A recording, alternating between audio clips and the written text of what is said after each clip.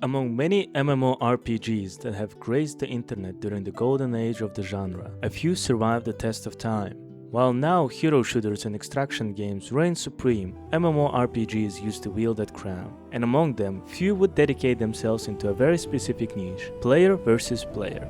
One of those games is Gloria Victis, and it is back. After about 4 years, the new publisher gave this game a new chance in life. I played this game over 7 years ago, and I was excited to give it another look. And unlike tourist reviews, I was going to climb from the bottom to the absolute top of this game and give this game a fair chance. So join the journey of Snera, from peasant to Night Lord.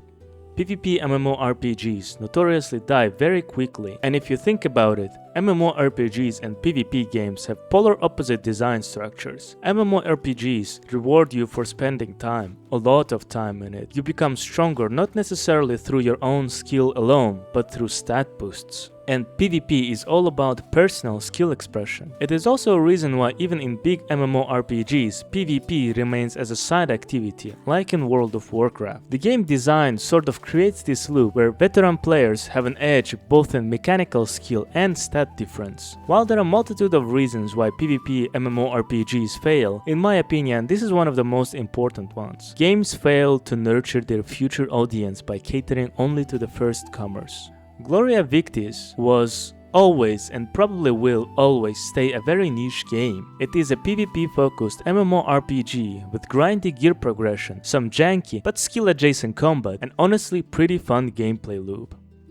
For most of its existence, the player count barely scraped over 500 concurrent players, which created a very tight community, guilds hopping servers to fight other dominant guilds, and generally surprisingly fun community. I remember when I was playing this game back in 2019, it was very fun. Plus the game has some ultra rare achievements, so I was itching to give it a go. Immediately right off the bat, you will notice that the game will not recognize your region correctly and will recommend NA servers by default. Ignore it, and I hope you know what region you live in. Otherwise, how did you end up on YouTube? You get to choose between 3 different factions that are nicely color-coded for us crayon lovers. You got the Empire, that is accurately depicted as Anglo-Saxon or English medieval aesthetics. You get the Stormcloaks, depicted as Vikings and Norse raiders. And you get the Talmor, depicted as Ottoman Empire with some Roman Empire flavor mixed in. Naturally, I choose the faction with the best kebab option. The character customization is pretty bare bones. You get a couple of face options and some tattoo options, most of which you will never see and promptly forget how your character looks because most of the time you will be wearing a helmet. The real choice is which voice you want your character to groan as, male or female. A quick quiz will determine your starting attributes, the Morrowind style, which I find a lot more fun than just selecting stat points, so that's always welcome. At the end, you can always tweak your final archetype and confirm your character. The visuals of this game are not bad at all, to be honest. While it's certainly nothing impressive in the big 2026, I wouldn't call it ugly. There is a certain charm to it, almost like Titan Quest if it wasn't isometric. The animation jank on the other hand will let you know a lot about the age of Gloria Victis. The game itself gives off this early 2010s MMORPG, which is quite nostalgic and scratches the itch I didn't know I had. For the first 50 or so levels, you will be mostly doing PvE quests. Now, while it sounds like a lot, you will most likely reach level 50 in 1 or 2 evenings as quests give enormous amounts of XP. And I would strongly recommend finishing the PvE quests before venturing into PvP, as it will teach you some of the basics of the combat and will give you necessary baseline stat upgrades to keep you up with the enemy players. Level also give you ability points which you can spend on your talent tree, which is mostly consists of percentage stat upgrades. However, cumulatively they make a huge difference. On the attribute side it's quite simple. You can increase strength, constitution and dexterity. I don't know about you guys, but I'm dumping everything into strength and wielding a big ass two-handed sword. Hello there. Anyway, we continued the mass murder spree of mobs and looting them for any sort of valuables to get them fat stacks of cash. Money is very important in this game as you can buy the most crucial thing in this game: backpack slots. The inventory builds up very fast as there are about 1 billion materials that you will naturally loot through your progression, and you do want to level your crafting skills in this game, so invest heavily in acquiring bag slots early. Most of the quests you will do are quite cookie cutter stuff like collecting X things or killing Y things with occasional bosses thrown in there. At least you can teleport to your quests, and the game, generally speaking, doesn't try to put roadblocks in your leveling experience. You can also get some green items from the mobs as a random loot, which goes for a dime or two on an auction house. While rewatching my footage, I realized that during the quests, your character is basically a mass murdering arsonist psychopath, as every 5 or so quests you have to set something on fire. In Gloria Victis, you also unlock the ability to use higher quality gear by using lower quality gear.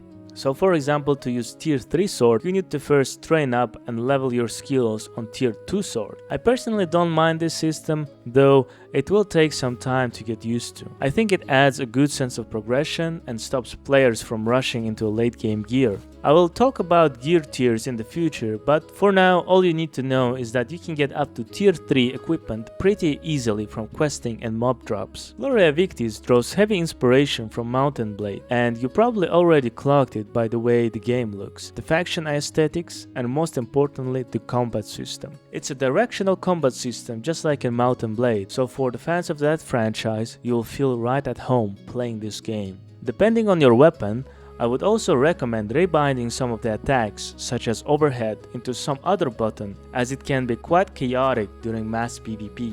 Oh yeah, and don't slouch on PvE mobs, as they can still kill you, and some of the boss encounters got pretty close. There are some fun mechanics in the game that are surprisingly deep. For example, here is a mob shooting me in the back, but because I have a shield, I'm not getting any damage. Oh yeah, and there are also ballistas and trebuchets in this game, though I have no idea how to use the latter. Crafting is quite literally World of Warcraft crafting before the revamp. You can also milk a cow just like in World of Warcraft. When it comes to world PvP, the world is divided into 3 zones. Safe zones where the enemy faction cannot reach you. This is where you do your leveling quests. No loot zone, where the most of the controllable points of interest are located and where the majority of the safe PvP encounters happen. And lastly, loot zone. This is where the most valuable endgame materials spawn. However, if you die, your corpse can be looted by the enemy. So it's a very high risk, high reward zone. All 3 factions compete on the map dominance and control over points of interest, which unlock the ability to farm resources. For example, if the location has a lumber mill and your faction controls it, you may farm lumber necessary to craft tier 3 and tier 4 equipment. The tutorial quest also teaches you to repair structures, as in some zones, castles and manors are fully player operated, meaning everything from the walls to crafting zones is built by the players. Some of the most lucrative locations are usually held by the big guilds of the server, which naturally emerge into recognizable powers. Some crafting recipes are actually exclusive to player-built structures, and some locations have unique resource spawns, so there are a lot of incentives to controlling the map. This structure heavily incentivizes team play and coordination, as holding the territory benefits your whole faction. Which is why we need friends. Meet my new best friend everyone, Ansar. Naturally, after befriending a wild, free MMORPG enjoyer, we had to determine the chain of dominance. Who is the alpha in our group? Who gets the top in this duo? Let the duel to death settle the score. I challenged him right away. He was about 20 levels higher than me, but I'm not a coward. I'm a knight in the making. Sonera. First swing, I miss. Second, I miss it again. I get punished and eat a fat one in the face. It takes 1/3 of my HP. Damn it, he's good. I gotta lock in. I know he's scared. He has never seen a person this manic before. He has a wife, children to feed. I have nothing to lose and everything to gain. I switched to Spear to punish him for his cowardness. However, I did not know the moveset on this thing, so I was just swinging it like a bat. I got a couple hits in. He's now intimidated even more. He backs into a corner. Rookie mistake. The superior reach of my spear bat allows me to punish him with little to no risk, even at the cost of doing almost no damage. He panics and goes in for the close offensive. I get hit again, but this time I get less damage. He's low on stamina.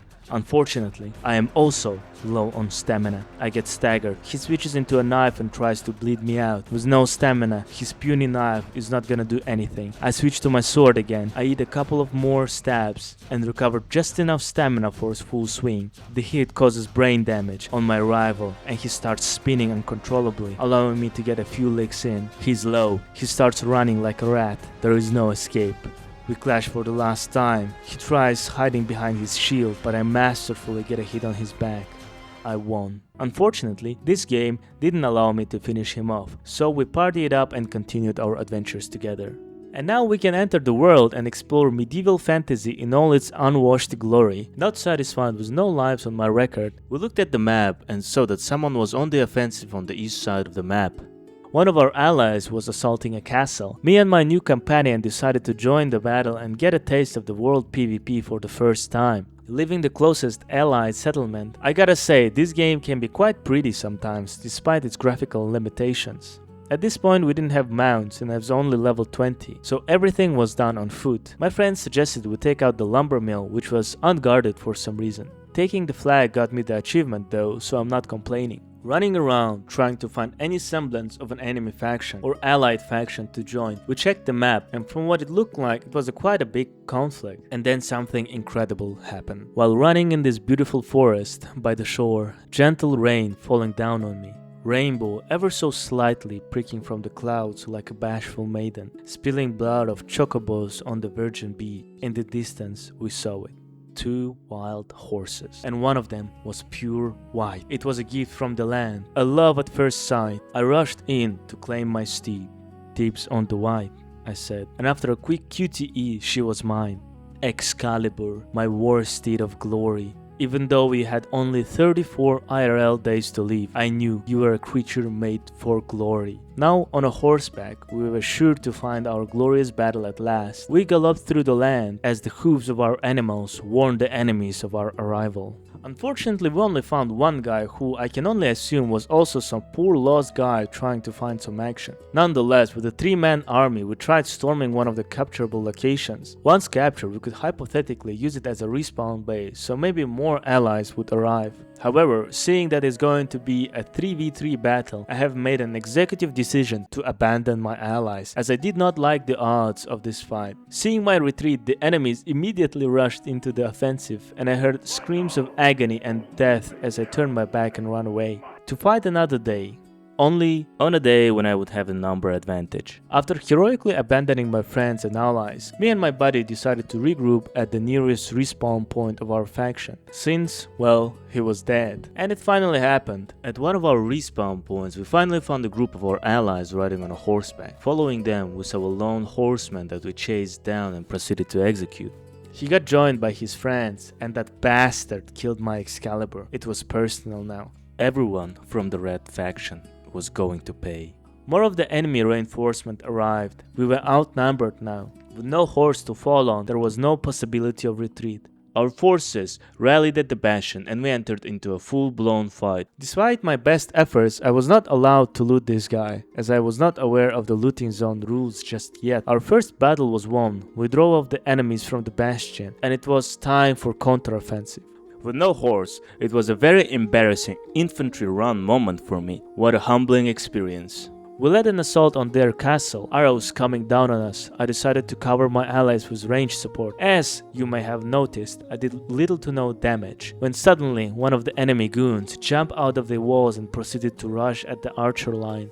My wild, zero stamina swings did not help my brother-in-arms Ansar, and he got chopped up right in front of my eyes. Joe's star special did not save me either, and it wasn't long until I joined my friend in the respawn counter. Our counter-offensive was crushed.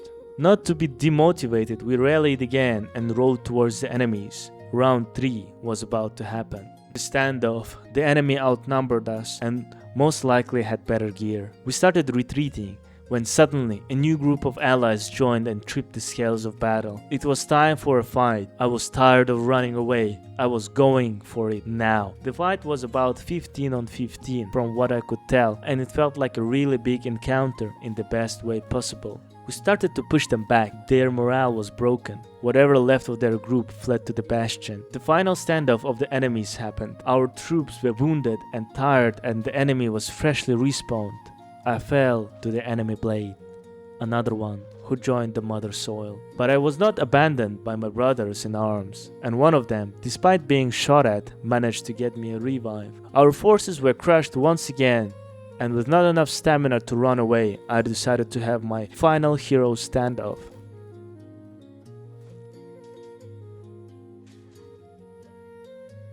with no winner in sight, as we were stuck in a constant back and forth, neither side being powerful enough to take over a bastion, we decided to call it quits. First encounter with World PvP did something to me. While I didn't quite get the opportunity to style on many people, I wasn't gonna let that deter me. The story of Knight Snera has just begun, and I shall return to the battlefield once I have gathered more levels and gear. In the next episode, the Knight Snera will join a full-on assault on the enemy castle with siege engines, to be continued.